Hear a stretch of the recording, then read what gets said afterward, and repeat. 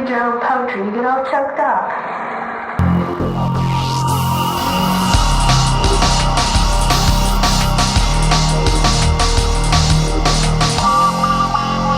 Hey there, Keith Odett. We're pulling into the yard where Rolling Thunder sits right now. It's the Airstream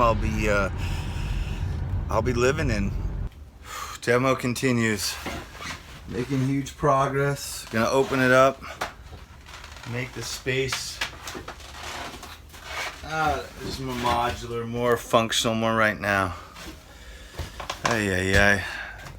I would love to be hooking it up to my X5 and just hitting the road right now, getting on to Malibu or something, but first things first. All right. The sun don't shine in your TV.